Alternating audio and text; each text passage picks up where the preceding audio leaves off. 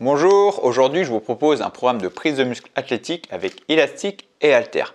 Alors déjà, qu'est-ce que c'est prise de muscle athlétique? C'est l'objectif, gagner de la masse musculaire de façon fonctionnelle, c'est-à-dire avec des mouvements qu'on puisse transférer dans le quotidien, être fort dans le quotidien, pousser, tirer, porter, placer son dos dans n'importe quelle situation.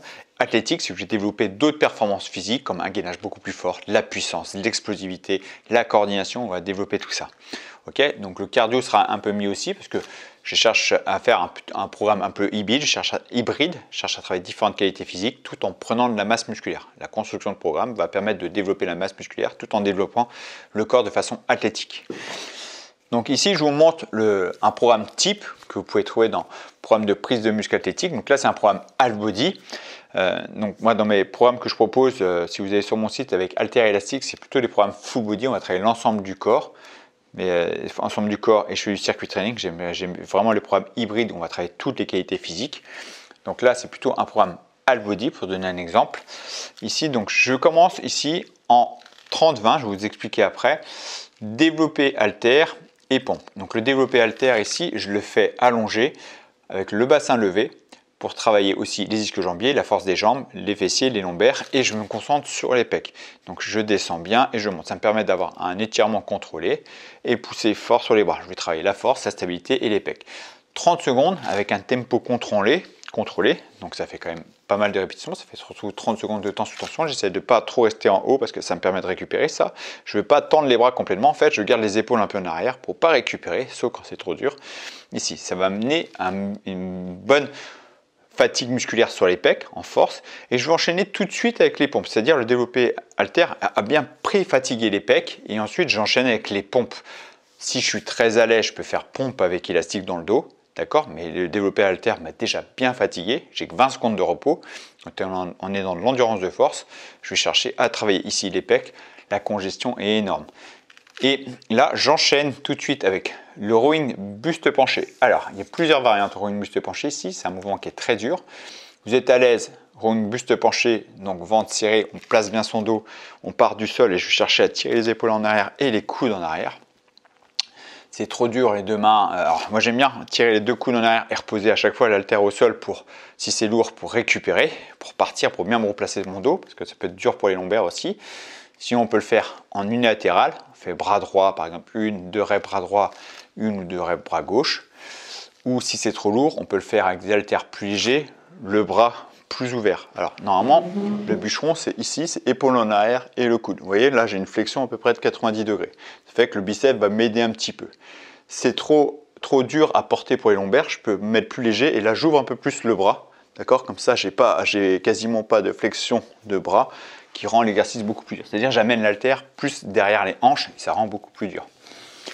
Vous pouvez vous appuyer aussi sur un banc, ça soulage les lombaires, ou mettre les fesses contre un mur pour soulager les lombaires. Voilà, il y a des variantes pour apprendre ce mouvement-là, de rowing buste penché, parce que c'est un mouvement qui est quand même très dur pour le dos. Donc, trouver la variante. L'idée première, c'est de travailler le haut du dos. J'enchaîne ensuite avec le rowing élastique. Le rowing élastique, même si vous avez fait une méthode, ce que je vous ai dit, on veut travailler l'ensemble du haut du dos et les lombaires, mais le rowing buste penché pour les lombaires c'est trop dur, vous faites le bûcheron, on n'est pas sur les lombaires. Pareil, pas grave, le rowing élastique, ici debout, les lombaires vont travailler pour résister à cette tension des élastiques et c'est beaucoup plus facile à gérer en termes de posture que le rowing buste penché avec haltère. D'accord? Donc rowing buste penché ou le rowing bûcheron avec haltère qui va pré-fatiguer le dos et rowing après élastique ici face à mon encre de porte. Donc je force sur les cuisses, plus je vais mettre de la tension dans les élastiques, plus je vais devoir fléchir énormément les cuisses pour être solide sur mes jambes et en même temps je vais tirer épaules et coudes en arrière.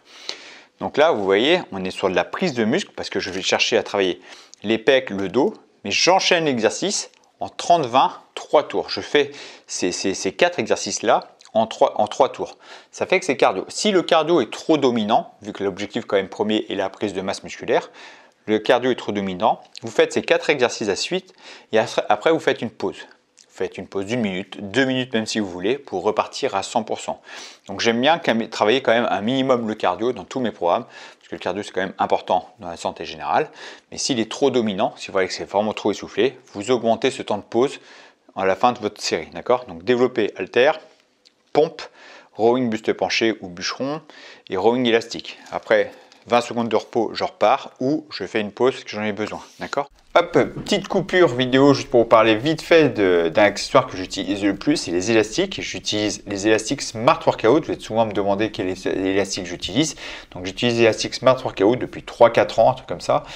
Donc ça vous intéresse, ces élastiques-là, je mets le lien dans la description sous la vidéo. Et sinon, vous avez 5% de réduction sur n'importe quel accessoire avec Smart Workout. Donc vous rentrez le code KEN. KEN, voilà, il n'y a pas plus simple. Vous avez 5% de réduction sur ces élastiques. Voilà. Maintenant, vous pouvez vous équiper facilement chez vous. Et je vous laisse reprendre la vidéo. Deuxième exercice. Déjà, ce premier exercice, là, on nous met bien dedans. Hein. C'est déjà bien complet. On pourrait même s'arrêter là. La séance serait pratiquement faite. On pourrait dire qu'elle est faite, quoi. Après, selon votre niveau, si vous êtes capable d'aller un peu plus loin. Deuxième exercice. Là, développer élastique. Donc là, c'est mouvement de poussée en étant fort sur les jambes, le gainage bien installé. Je cherche à contrôler bien sûr ma posture, c'est que les bras qui travaillent, donc que les bras qui bougent, je veux dire, c'est que les bras qui bougent. On va chercher à cibler les pecs, les triceps, les épaules, qui ont été pré-fatigués avant. Et le tirage vertical, donc tirage penché. Je dis tirage vertical parce que ici je vais chercher à avoir le corps à peu près aligné avec l'élastique. Je ne suis pas droit perpendiculaire aux élastiques, je vais m'aligner pour avoir un tirage un peu de haut vers le bas. Donc l'élastique est au milieu de porte, je vais me pencher en avant pour avoir vraiment cette notion de tirage vertical. Et là en 30-20, que 2 exercices. J'ai déjà été pré-fatigué, je continue à travailler sur cette charge de travail, sur cette temps sous tension sur les pecs dos, avec cet exercice supplémentaire, développé élastique et tirage vertical, qui font un travail de façon générale de posture, de stabilité, que je vais trouver intéressant pour travailler l'ensemble des pecs dos. Et là, pecs dos, je suis bien cramé. Ensuite, là, je vais travailler les bras et en même temps la stabilité et le gainage. Le gainage, c'est hyper important pour moi dans tous mes programmes. C'est pour ça que je prise le muscle athlétique et le gainage qui est dominant. Ici, triceps avec haltère. Donc, je suis en planche, soit en planche au sol, main au sol. Je lève le coude et le coude reste en haut. Le coude ne bouge plus, il reste en haut. Là, c'est juste extension du bras, flexion du bras. Je ne fais pas de mouvement de balancier.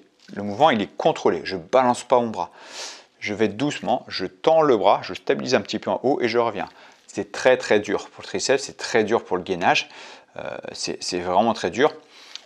On peut, alors, soit on fait triceps bras gauche, puis après triceps bras droit.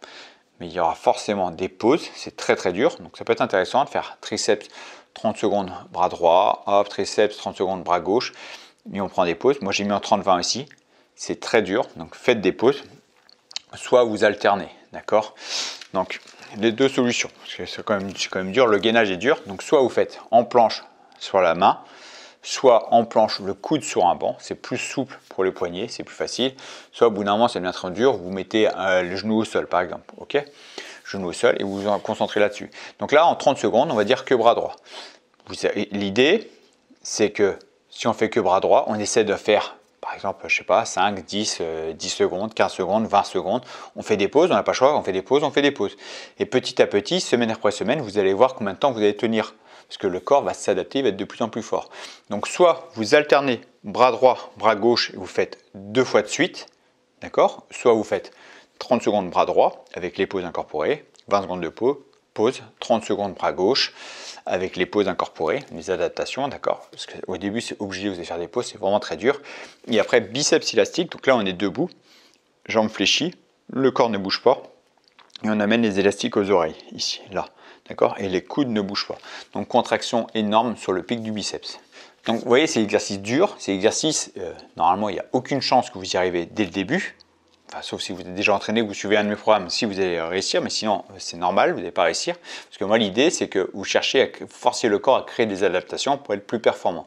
Donc un programme comme ça se fait plusieurs semaines, minimum 4 semaines, pour créer des adaptations et voir son évolution. On est plus fort, on est plus stable, on maîtrise mieux sa coordination, le gainage est plus solide, vous serez impressionné par vous-même à force de répéter, vous allez voir que vous avez bien progressé. Et là c'est en all body, donc pensez à séance 2 de travailler sur des angles différents, d'accord, une façon différente. Dans mon programme, je l'ai mis en full body. J'ai créé tout un programme comme ça, haltère élastique en full body, 3 fois par semaine, pour avoir des répétitions d'exercices 3 fois par semaine. On fait 3 fois par semaine les pecs, 3 fois par semaine le dos, 3 fois par semaine les jambes. Donc c'est construit différemment pour avoir une évolution extrêmement rapide. Donc j'aime le programme hybride, c'est-à-dire dans le programme full programme avec haltère, prise de muscle athlétique, haltère élastique. j'ai tout un protocole sur 4 à 6 semaines comme ça. Et puis après, il y a sur 2-3 semaines, on va faire du circuit training pour travailler un peu plus le cardio de façon différente et l'endurance générale. D'accord? Comme ça, vous êtes hyper complet tout en prenant du muscle. Donc voilà. Et les programmes va être différent. Séance 1, séance 2, séance 3, l'intensité de travail, le choix d'exercice, les angles de travail, tout va être différent et les cycles, donc le programme c'est différents cycles, différentes méthodes vont être différentes pour forcément toujours évoluer. Donc si vous voulez vraiment progresser, avoir un programme construit et devenir athlétique tout en prenant du muscle, je vous invite à aller voir ce que je propose et si ça vous intéresse, vous cliquez ici et moi je vous retrouve de l'autre côté. Et je vous dis merci d'avoir suivi cette vidéo et à très bientôt pour une prochaine vidéo. Ciao.